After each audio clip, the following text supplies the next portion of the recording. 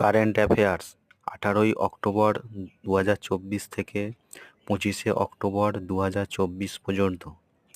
প্রতি সপ্তাহে এরকম সাপ্তাহিক কারেন্ট অ্যাফেয়ার্সের এমসিকিউ প্রশ্ন ও ডেসক্রিপটিভ তথ্য পাওয়ার জন্য চ্যানেলটি অবশ্যই সাবস্ক্রাইব করুন এবং ভিডিওটি লাইক, কমেন্ট ও শেয়ার করুন।